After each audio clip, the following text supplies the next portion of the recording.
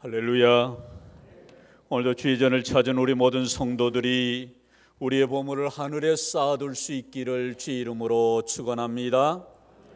어느 교회 여선교회 회장님의 별명이 복부인이랍니다.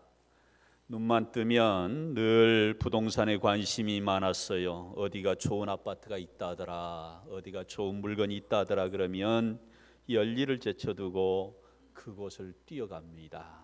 그래서 좋은 곳이면 투자하는 일을 기꺼이 마다하지 않는 그런 복부인 회장님이 있었어요. 그러던 어느 날 이 여선교회가 주관이 돼서 헌신 예배를 드리는데 여선교 회장님께서 사회를 볼 때 이렇게 보았답니다. 다 함께 찬송가 백일동을 찬송하겠습니다.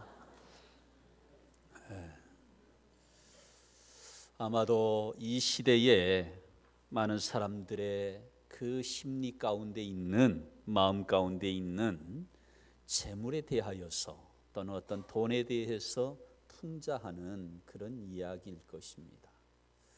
성도 여러분, 우리가 살면서 재물에 대해서 또는 돈에 대해서 생각하지 않고 사는 사람이 있을까요? 단 한 사람도 없지요. 오늘 우리 예수님께서 너무나도 우리의 심리를 잘 아신 예수님께서 21절에도 보면 뭐라고 말씀했어요? 내 보물이 있는 곳에 뭐가 있느니라? 마음도 있느니라. 그러죠. 우리가 어떻게 물질에 대해서 초연하고 자유할 사람이 있을까요? 단 한 사람도 없어요. 늘 우리는 이 물질에 대해서 생각하고 산다라고 해도 과언이 아닙니다. 돈에 대한 재밌는 이런 이야기가 있더라고요. 혹 들어보셨는지 모르겠습니다. 특별히 부자에 대한 그런 관심이 많은 이 시대에 아마 이런 말이 나온 것 같아요. 산삼밭에 가야 산삼을 캘 수 있는 것처럼 누구 옆에 줄 서라고요? 부자 옆에 줄 서래요. 부자처럼 생각하고 부자처럼 행동하라. 그러면 나도 모르는 사이에 부자가 되어 있다. 돈과 대화하라. 이건 굉장히 수준 있는 거예요. 돈과 대화를 나누라. 돈의 말에 귀를 기울여라. 그래야 부자가 된다. 우리 안에 혹 이런 분들 계세요? 돈과 대화하시는 분. 오늘도 그 돈이 나한테 뭐라고 말했어. 이런 분들 계세요? 굉장히 수준 있는 사람입니다. 그런데 마지막 말 한번 봐보세요. 돈을 보고 기뻐하라. 돈은 잠자는 사이에도 쉬지 않고 뭐 한다고요? 새끼친다. 정말 그런 것 같아요. 그러니까 사람들이 돈을 좋아하지요. 잠자는 사이에도 내 은행의 잔고에 계속해서 이자가 늘어나는데 돈 안 좋아할 사람 있어요? 돈 다 좋아할 겁니다. 그런데요, 참으로 이 돈이면 안 된다라고 하는 것, 돈이 아니면 안 된다라고 하는 것에 대한 사고가 너무나도 위험한 것입니다. 모든 것을 돈으로 해결하려는 사람들이 있어요. 심지어는 죄가 있는 것도 돈으로 해결하면 죄가 없어진대요. 그래서 유전무죄라는 말이 나온 거예요. 돈이 있으면 죄도 무죄 없어진다는 거예요. 물론 법조계에서 판사나 어떤 이런 법을 집행하는 사람은 그거 아닙니다 라고 얘기할 수 있지만, 우리가 사실 이것은 우리가 많이 보아왔잖아요. 어떤 변호사를 쓰느냐에 따라서 법에 이기기도 하고 지기도 하잖아요. 이런 왜곡된 세상이 사실 우리가 살고 있는 지금의 현실입니다. 또 모든 기업이나 또는 이러한 모든 경제 활동을 하는데 보면 반드시 커미션, 뇌물이 오고 가는 것이 관행처럼 되어버렸어요. 그래서 이런 일이 없으면, 이런 것이 안 주면 일이 성사가 잘 안 되는 그런 일이 비일비재합니다. 요즘 정가에 술렁이는 이슈 중에 하나가 뭐예요? 성완종 리스트잖아요. 그게 뭐예요? 뇌물이잖아요. 나는 누구에게 얼마를 건넸습니다. 나는 안 받았습니다. 다 그러잖아요. 어쨌든 어느 것이 참인지는 모르겠습니다만은 이러한 일들이 오늘 이 사회에 만연되어 있습니다. 왜요? 돈이면 해결된다는 거지. 이게 무서운 겁니다. 그래서 사실은 이 돈은 하나님의 자리까지도 넘보려고 하는 아주 무서운 것입니다. 실제적으로 한미준이라고 하는 곳에서 우리 그 기독교 한국 교회 미래를 이렇게 준비하는 그런 단체에서 설문조사를 한 10여 년 전에 했어요. 뭐라고 설문조사를 했냐? 여러 가지 중에 하나가 교회 성도들이 가장 듣기 싫어하는 설교가 무엇입니까? 하고 설문조사를 했어요. 여러분 뭐라고 생각하세요? 세 가지가 거기 나왔어요. 정치 이야기, 죄의 이야기, 헌금 이야기 또는 돈에 대한 이야기. 다 듣기 싫어하는 거 제가 알겠어요. 여러분, 그래서요, 실제적으로 이것을 가만히 우리가 이것을 영적으로 생각을 해보면 이게 문제가 있습니다. 왜냐하면 성경은 죄에 대해서, 정치에 대해서, 그리고 헌금에 대해서 또는 재물에 대해서 너무나도 많은 말씀을 하고 계시거든요. 여러분, 영적으로 이걸 봐야 돼요. 이거 분명히 중요한 겁니다. 이스라엘의 수많은 선지자들의 대표적인 일 중에 하나가 뭐였어요? 선지자들이 하나님 앞에서, 사람들 앞에서 했던 일 중에 대표되는 일이 뭐냐? 정치 이야기를 하는 겁니다. 무슨 얘기냐면 나라가 잘못되고 왕이 잘못된 길로 가면 왜 그렇게 정치하십니까? 하고 쓴소리를 했던 사람이 누구냐? 선지자요, 예언자였어요. 엘리야는 이세벨에게 왜 그렇게 하느냐라고 지적을 했다가 나중에는 자기 남편과 함께 이 엘리야를 죽이려고까지 하잖아요. 세례 요한 봐보세요. 이 독사의 자식들아, 헤롯 왕을 비롯해서 수많은 그 당시 종교 지도자들, 수많은 정치 지도자들에게 쓴소리를 한 거예요. 여러분, 나라가 잘못된 길로 가고 정치 지도자들이 잘못 정치를 하면 사실은 주의 종들이 쓴소리를 해야 됩니다. 여당 찍어라, 야당 찍어라, 그런 얘기가 아니에요.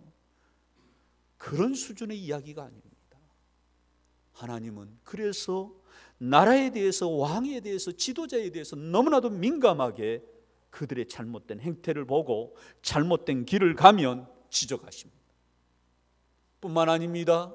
우리 하나님은 너무 민감하리만큼 뭐에 대해서 관심이 많아요? 죄에 대해서 관심이 많습니다. 여러분, 우리의 죄를 지적한 것에 대해서는 우리도 부담스럽고 불편하지요. 그런데 여러분, 하나님은 이거에 대해서 너무나도 민감합니다. 너무나도 이거에 대해서 우리 하나님은 신경을 많이 쓰세요.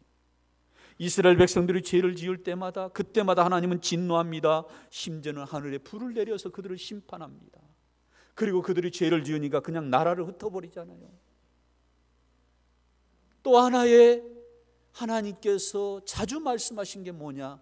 재물에 대해서, 헌금에 대해서 말씀합니다. 여러분, 구약의 수많은 성경 구절 중에 2300구절이 재물과 관련되어 있다는 거 알고 계세요? 신약에 오면은, 신약에는 288구절이 재물과 돈에 관련된 그런 말씀이라는 거 알고 계십니까? 예수님이 38개의 비유를 말씀을 했어요. 그 38개의 비유 중에 16개가 직간접적으로 돈에 관한, 재물에 관한 이야기. 예를 들어서 달란트의 비유, 문화 비유, 또는 청지기 비유, 어리석은 부자의 비유, 수많은 말씀으로 우리 예수님은 이 재물에 대해서, 돈에 대해서 우리가 분명한 신앙의 가치관을 가지고 살아야 한다라고 말씀하고 있어요. 그렇다면 오늘 본문을 한번 보면 우리 예수님은 재물에 대해서 뭐라고 말씀하시는가? 오늘 본문 19절과 20절에 보면 대단히 중요한 말씀을 우리 예수님이 핵심적으로 말씀합니다. 우리 한번 같이 읽습니다. 시작. 너희를 위하여 보물을 땅에 쌓아두지 말라. 오직 너희를 위하여 보물을 어디에? 하늘에 쌓아두라. 아멘. 자, 봐보세요. 여기에서 이 보물이라고 하는 말은 24절에 보면 하나님과 재물을 겸하여 섬길 수 없느니라 그렇게 말씀하는 것으로 보아서 여기에서 말하는 보물은 우리가 흔히 말하는 재물이나 돈을 얘기하는 겁니다. 추상적인 게 아니에요. 내가 귀하게 여기는 그 무엇, 그것이 어떤 사람은 돈이죠, 어떤 사람은 부동산이죠, 어떤 사람은 재물이죠. 자, 그런데 우리 예수님께서 분명하게 이렇게 말씀하신 이유가 오늘 본문을 들여다보니까 있다 이 말입니다. 그러면 왜 우리의 보물을 땅에 쌓아두지 말고 하늘에 쌓아두라고 했을까? 첫 번째로 무엇보다도 보물을 땅에 쌓아두면 훔쳐가는 자들이 많다는 겁니다. 여러분 한번 19절 한번 같이 읽습니다. 시작. 너희를 위하여 보물을 땅에 쌓아두지 말라. 거기는 점과 동록이 해하며 도둑이 구멍을 뚫고 도둑질하느니라. 아멘. 여러분 이 말씀을 우리가 볼 때 한 가지 오해해서는 안 될 것이 있습니다. 성경에는 궁극적으로 저축을 반대한다 그 얘기가 아닙니다. 저축하지 말라고 하는 얘기일까? 그 이야기가 아닙니다. 우리가 어떤 사유재산을 갖는 거에 대해서 그것을 부정적으로 금하는 얘기인가? 하나님은 그런 엽기적인 분이 아니십니다. 이미 하나님은 우리가 이 땅 가운데서 풍성함을 누리고 사는 것을 원하지, 제가 몇 차례도 말씀드렸죠. 찌질이로 사는 것을 하나님도 원하지 않는다는 거예요. 그래서 칼빈은 여기에서 중요한 신학적인 그런 하나의 교훈을 끌어냅니다. 그래서 저축해야 된다고 얘기해요. 자, 그런데 보세요. 여기에 너희들이 땅에다 보물을 쌓아두지 말아라. 왜냐하면 거기는 뭐가 있다는 거예요? 점, 동록, 그리고 도둑. 점은 뭐예요? 눈에 보일까 말까 하는 거죠. 아주 작은 벌레입니다. 근데 그 점이요, 먹으면 나무도 썩습니다. 우리 여름에 쌀벌레 있죠? 그런 것도 일종의 점이잖아요. 옛날에 어렸을 때요, 지금은 이제 쌀도 잘 이렇게 시원한 곳에 이제 보관을 합니다만, 옛날에 밥을 이렇게 지었는데 보니까 거기에 뭐가 들어있어요? 저하고 비슷한 환경에 계신 분들 아시죠? 벌레가 그 안에 있어요. 네.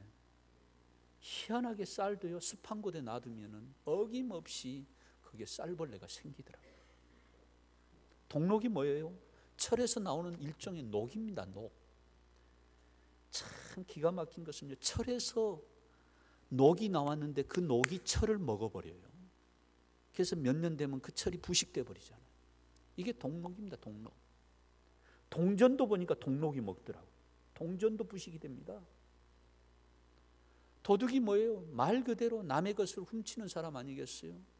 저는 이것을 오늘날로 보면 보이스피싱 같은 그런 사람들. 보세요. 은행에다 내 돈을 갖다 맡겨놨는데 그 은행에 구멍을 뚫는다니까요, 세상에. 그래서 그것이 없어져요. 우리 집사님 중에 한 분도요, 세상에 그것을 갖다가 송금하라니까 송금을 했어요. 그것이 자그마치 기백만 원이에요. 기백만 원. 그런데 보니까 이상하더라는 거예요. 그래서 고발을 했는데 20분 만에 잡았어요. 그래서 그 집사님이 우리 교회에 오셨어요. 목사님, 이러저러한 일이 있어서 제가 하마터면 몇백만 원을 그냥 날릴 뻔했습니다. 그래가지고 너무너무 감사해서 제가 식사 한번 대접을 하랍니다. 그분이 바로 이영석 집사님이에요. 이영석 집사님 아시죠? 오늘 여기 오셨나요? 저기 계시네요. 저기. 뵈시거든 그때 식사 잘했습니다 하고 한번 인사 한번 하세요. 요즘은 그렇게 해서 돈을 뜯어가는 사람들이 얼마나 많은지. 우리가 부자 되면요, 나에 대한 관심은 없어요. 내가 가지고 있는 돈에 관심이 있어요. 그래서 어떻게 하면 저것을 내가 빼내갈까. 수많은 사람들이 그야말로 쌍심지를 키고 그리고 그것을 훔쳐낼까 하는 자들이 많다라는 것을 우리 예수님이 일찍이 말씀을 했어요. 무슨 얘기냐면, 내가 자꾸 땅에다가 보물을 쌓아 놓으려고 하면 잃어버릴 일이 많다는 겁니다. 내가 생각지 못한 것으로 잃어버리는, 눈에 보이지 않는 점과 같은 것으로, 동록과 같은 것으로 내가 잃어버릴 일이 많은데 일순간에 1,200이 아니라 몇 천만 원 잃어버린 건 순식간에. 그러므로 이 말씀은 우리의 인생의 목적은 여기가 아니다라는 영적인 교훈이 담겨 있는 것입니다. 두 번째로, 우리 예수님께서 보물을 하늘에 쌓아둘 때 그 보물의 가치는 영원하다라고 말합니다. 자, 한번 20절을 한번 같이 읽습니다. 시작. 오직 너희를 위하여 보물을 하늘에 쌓아두라. 거기는 점이나 동록이 해하지 못하며 도둑이 구멍을 뚫지도 못하고 도둑질도 못하느니라. 여러분, 보물을 하늘에 쌓아둬야 될 이유가 여기 있는 거지요. 거기는 뭐가 없다는 거예요? 점이나 동록이나 도둑이 없대요. 구멍을 뚫을 수가 없대요. 완벽한 보안 시스템이 작동되어지는 곳은 오로지 저 천국밖에 없는 줄로 믿습니다. 여러분, 은행이 지금요 내 돈을 지켜주지를 못합니다. 지금 그리스 사태가 다시, 그리스 나라가 다시금 지금 무슨 또 술렁술렁 거리더라고요. 어제 뉴스 보니까 무슨 조금 이렇게 모라토리엄 쪽으로 몰고 가야 된다라는 그런 소리가 지금 막 나오는 거예요. 국가부도 사태로 가야 된다는 거예요. 그래서 털어버리자는 거예요. 우리 못 갚습니다. 선언하고, 그리고 밑바닥으로 내려가서 우리 다시 일어서자. 그게 그 그리스 안에서 자국민들이 일어나는 이야기입니다. 여러분, 만약에 그렇게 되면 어떤 일이 일어나요? 뱅크런 사태가 일어나죠. 뱅크런. 사람들이 은행에다 돈을 맡겨놨습니다. 너도 나도 내 돈 찾으려고 은행을 향해 달려갑니다. 그러면 은행에 분명히 내 돈이 얼마가 있어요. 그건 내 돈 줘야 되잖아요. 일시에 모든 국민이 모든 은행의 지점에 가서 돈 찾으려고 그러면 마비 상태가 됩니다. 그리고 줄 수가 없어요. 지급불능 상태가 오는 거예요. 왜 그래요? 은행도 그 돈을 가지고 어디에다가 투자를 해놨거든요. 여기 우리 은행 지점장도 계시잖아요. 어디 계시죠? 그러죠? 그러게 되어 있어요. 일시에 대거에 몰려와가지고 돈 찾으면 인출하려고 하면 안 됩니다.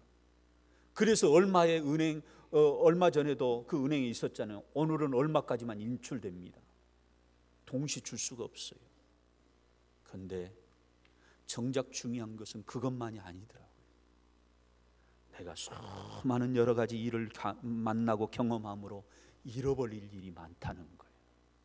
여러분, 이 돈이라고 하는 것은 내 땀이 들어있고 내 인생이 들어있는 거잖아요.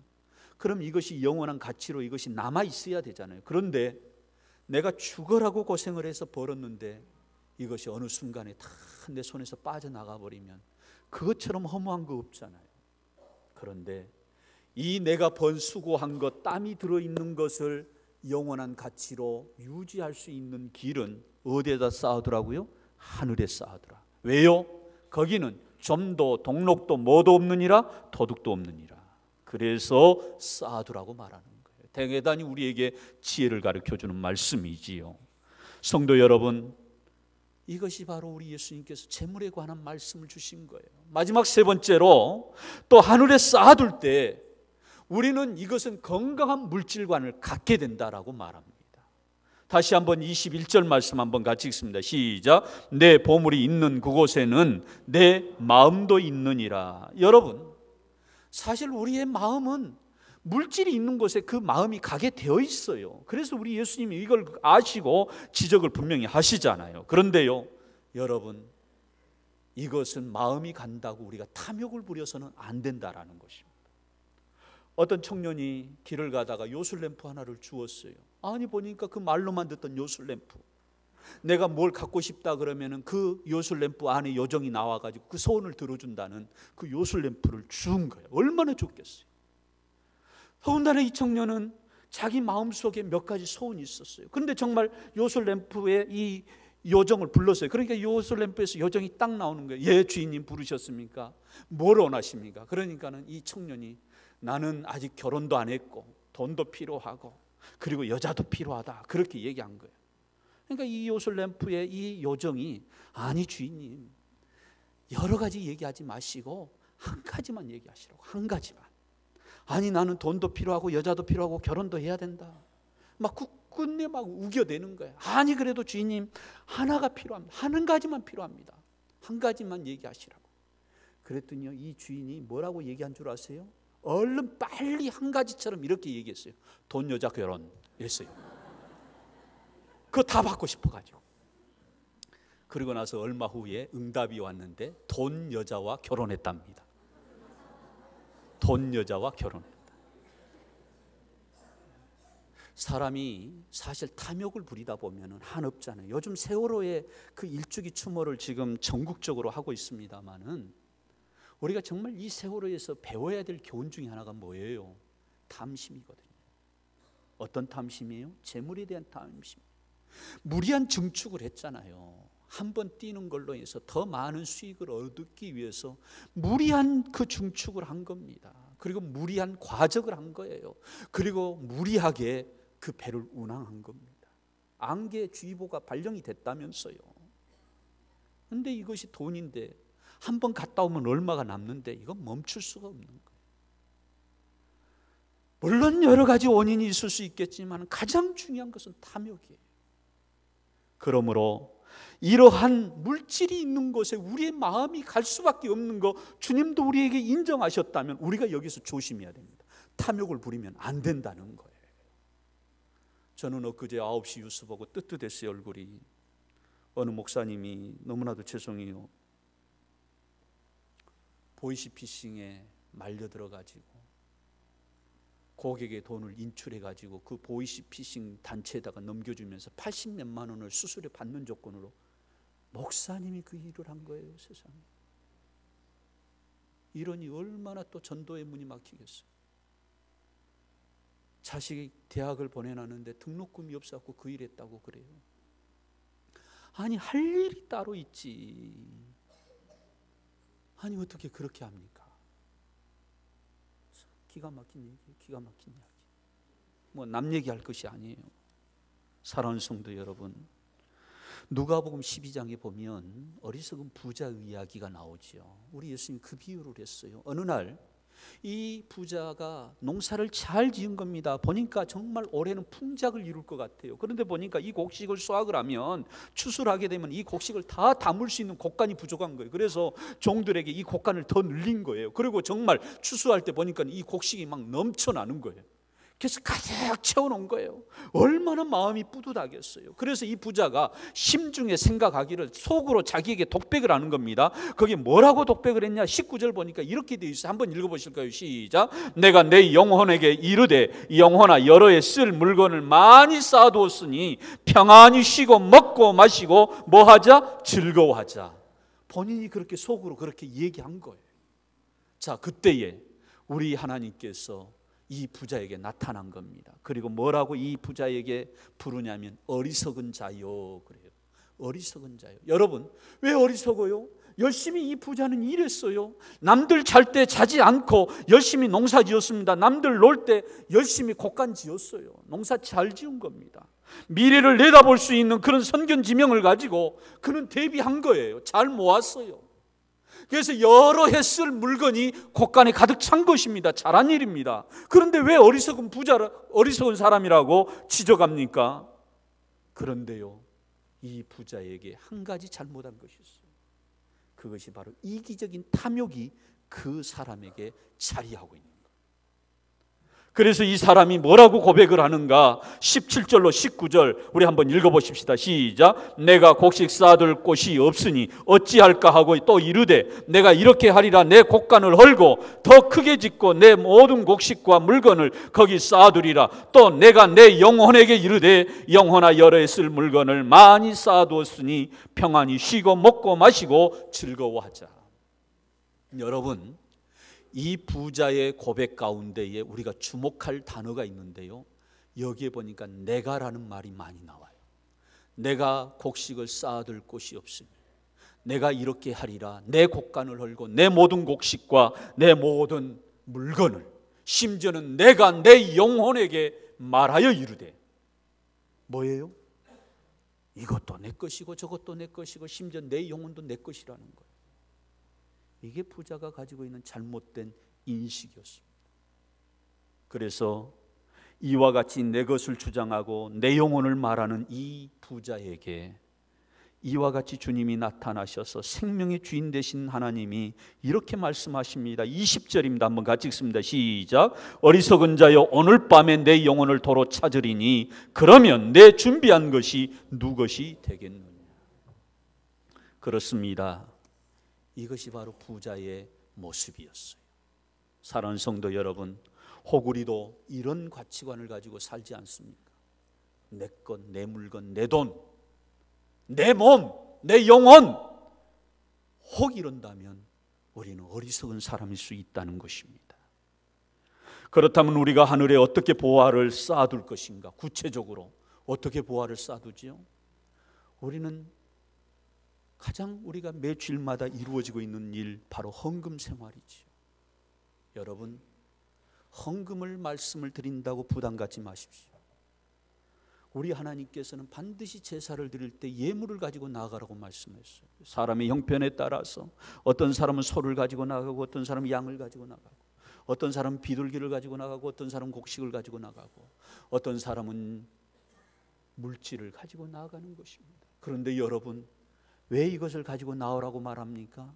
그것을 보고 하나님이 복을 주시겠다는 거예요. 우리 하나님이 무슨 돈이 없어가지고, 우리 하나님이 지금 이 우주 만물을 창조하신 분이 쩐이 없어가지고 우리에게 구걸하시는 줄 아십니까?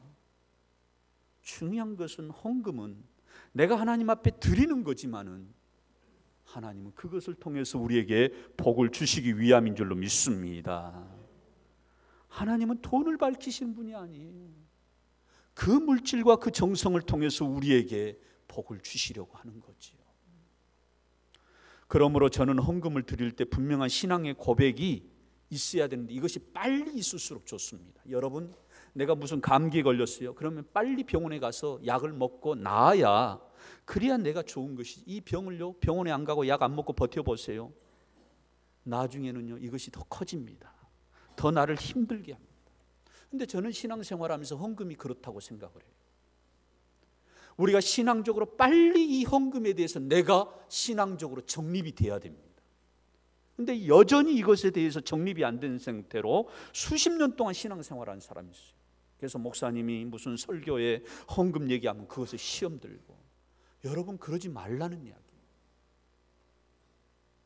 그러므로 저는 헌금을 드릴 때 여러분 이런 신앙의 고백이 있기를 원합니다. 헌금은 하나님의 은혜에 대한 감사의 표현이고, 이것은 자원 예물이 돼야 됩니다. 아멘입니까? 하나님의 은혜에 감사해서 내가 드리는 거예요. 그리고 이것은 억지로 드리지 마세요. 억지로 드릴 거면 드리지를 마세요. 자원입니다. 그리고 이 헌금이라고 하는 것은 방금 전에도 말씀드렸듯이 축복의 통로라는 것입니다. 하나님은 이것을 통해서 우리에게 복을 주신다는 거예요. 자, 한번 오늘 20절 한번 유심히 한번 봐보세요. 우리 한번 다시 한번 20절 한번 읽습니다. 시작. 오직 너희를 위하여 보물을 하늘에 쌓아두라. 누구를 위하여 쌓으라고 말합니까? 너희를 위하여, 나를 위하여. 그런데 그 앞에 오직이라는 말이 또 붙었어요. 여러분 이 말씀을 보아야 됩니다. 여러분, 우리가 이 본문을 볼 때 하나님을 위해서 쌓으라고 하지 않았어요. 누구를 위해서? 우리를 위해서, 나를 위해서. 또한 이 헌금이라고 하는 것은 내 인생의 수고의 가치가 영원히 빛날 수 있도록 하는 거예요. 왜냐하면 거기는 좀 더 동록도 도둑도 없기 때문에. 내가 드려지는 쪽쪽 천국 창고에, 내 은행 창고에, 천국 은행 창고에 그 잔고가 쌓이게 되는 줄로 믿습니다. 마지막 네 번째로 하늘의 보물을 쌓아두라고 하는 것은 하나님 나라에 대한 영원한 투자를 하라는 것입니다. 그러므로 사람들이요, 돈을 많이 버는 데에는 관심이 있지만 쓰는 데는 별 관심이 없어요. 그래서 돈을 어떻게 하느냐? 잘못 써요. 중요한 것은 우리가 이 물질을 잘 다루고 잘 써야 됩니다. 부자의 비유에서 우리 예수님께서요, 결론적으로 21절에서 뭐라고 고백하는가? 우리 한번 대단히 중요한 구절인데 한번 읽어보십시다. 시작. 자기를 위해서는 재물을 쌓아두면서도 하나님께 대하여서는 뭐한 사람? 인색한 사람. 뭐한 사람? 인색한 사람 바로 이와 같이 될 것이다. 하나님에 대해서는 인색한 사람, 그러지 말아야 된다는 거죠. 자기를 위해서는 쌓아둔다는 거예요. 그리고 여기서 또 하나의, 우리가 하나님의 보화를 쌓는 길은 단순히 헌금만이 아닙니다. 우리의 섬김, 우리의 봉사, 이것입니다. 저는 매주마다 이렇게 우리 교회가 매 끼를 이렇게 식사하는 데에 섬기는 분들이 있어서 얼마나 감사한지 모르겠어요. 여러분, 보통 그거 쉽지 않잖아요. 그런데 무슨 일이 있으면 그것을 기념하면서 하나님 앞에 섬겨요. 목사님, 내가 세상 사람도 밥을 사는데 내가 함께 신앙생활하는 교회 공동체 그렇게 큰 거 아니지만 제가 한번 섬기고 싶습니다. 얼마나 귀한 정성인지 모릅니다. 매주마다 그 공간이 채워진다니까요. 쉽지 않잖아요. 그런데 얼마나 감사해요. 이 성당 곳곳이 봐보세요. 또 우리 바자회 하면 뭘 내놓는 분들 봐보세요. 우리 선교 가는데 뭘 이렇게 내놓는 분들 봐보세요. 여러분, 이런 것들이 다 하늘의 보화를 쌓는 섬김이고 봉사인 줄로 믿습니다. 그러므로 우리가 살아가면서 나를 위해서, 자기를 위해서 쌓아놓는 삶보다는 우리가 하나님 앞에 인색하지 않는 삶으로 우리가 주 앞에 설 수 있기를 주의 이름으로 축원합니다. 오직 너희를 위하여, 누구를 위하여? 너희를 위하여, 너희를 위하여 쌓아놓으라. 그러므로 저는 공술의 공수거라는 말을 저는 동의하지 않습니다. 여러분, 물론 외형적으로 보면 우리 인간은 빈손으로 왔다 빈손으로 가요. 그런데 결코 빈손으로 왔다 빈손으로 가는 것이 아니더라.